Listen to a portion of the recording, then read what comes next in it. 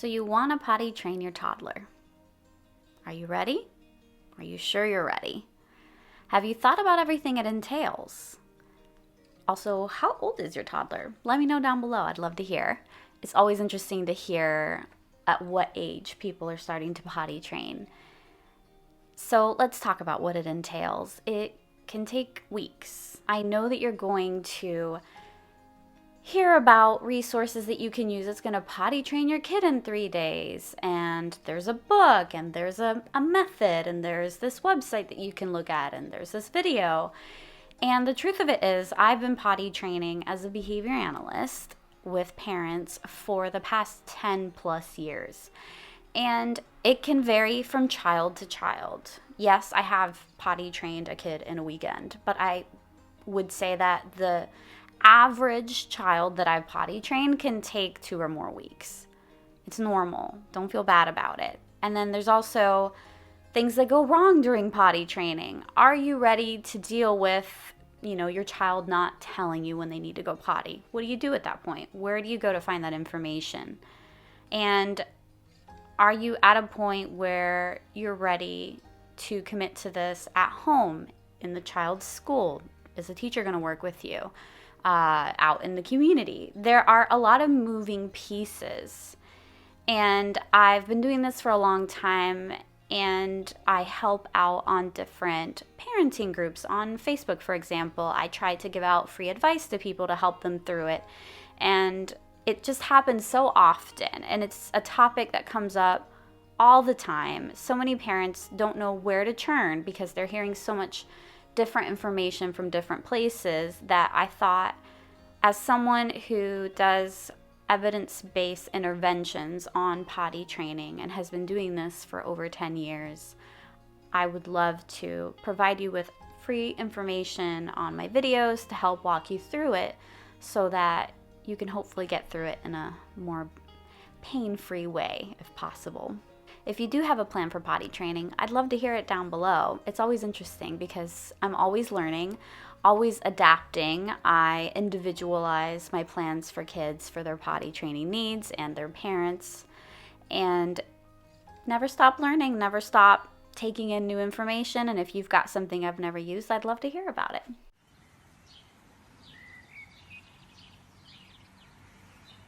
So let's talk about why I mentioned that you should be ready. Your toddler being ready is a whole nother conversation, which will be in my next video in this series. But for now, it's important to know that you are ready. And what I mean by that is there anything that is big going on in your life right now?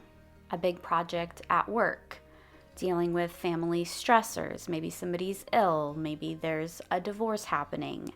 Any kind of big event that's going to affect your routine and in turn your toddler's routine is going to affect your ability to do potty training consistently, which is what you need it to be in order for it to work faster and better. Also, is anyone in the home ill, right? Obviously there may be families who are dealing with somebody who has a long-term illness. I don't mean that. I just mean, does your toddler have a cold? Does their sibling have a cold? And you're going to need to take care of them throughout this week, for example. If that's the case, then maybe wait for next week to start. Any kind of illness is not a good time to potty train your child. Also, while you're potty training, if your child gets ill, then it's okay to pause potty training and wait until they feel better, because toddlers are fickle as it is. Them being ill makes it less likely for them to comply. They're going to be less likely to let you know they have to go potty, to go along with it. They're just not feeling well. So it makes complete sense to wait until they feel better to either start potty training or resume it. And then it's important to know whether your child is cooperative or not. What does that mean?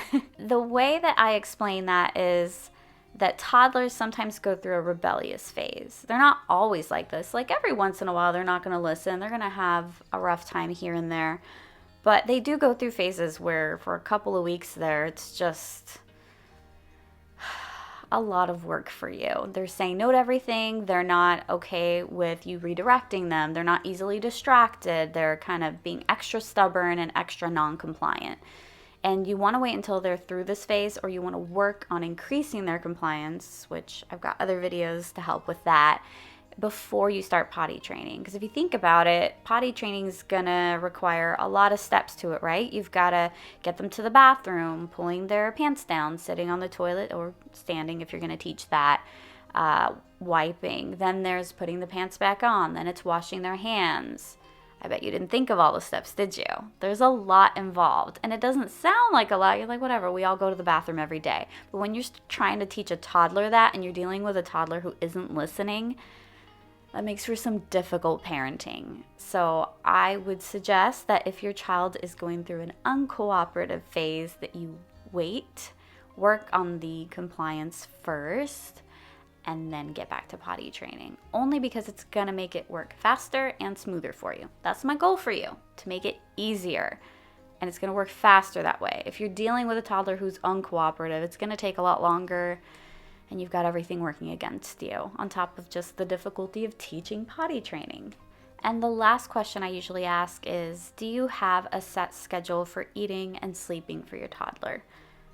These are pretty important because hunger and sleep deprivation are going to affect their mood, which is going to in turn affect their cooperation, compliance.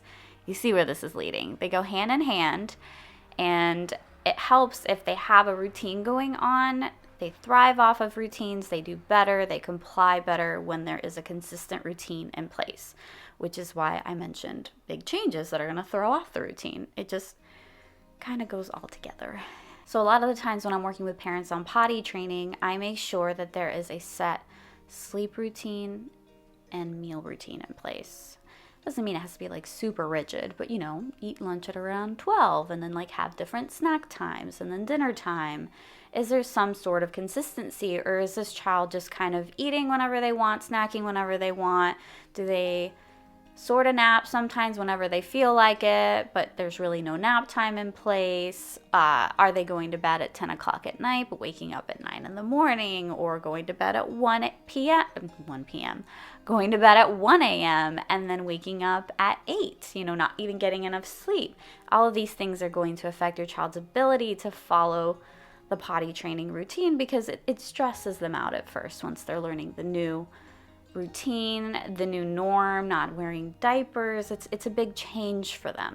So if they have other consistencies in place that at least maintain their eating so that they're not hangry, or their sleep so that, that just affects everything.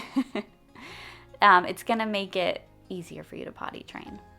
I feel like I'm a broken record at this point. But that's the goal. Easier potty training. Yes! Let me know if you agree, disagree, have stories, arguments. Just throw them all down in the comments below. I'd love to hear from you. Otherwise, thank you so much for watching. You can subscribe if you want to catch more videos on potty training that I'll be coming out with in the next couple of weeks. And I'll see you then. Bye.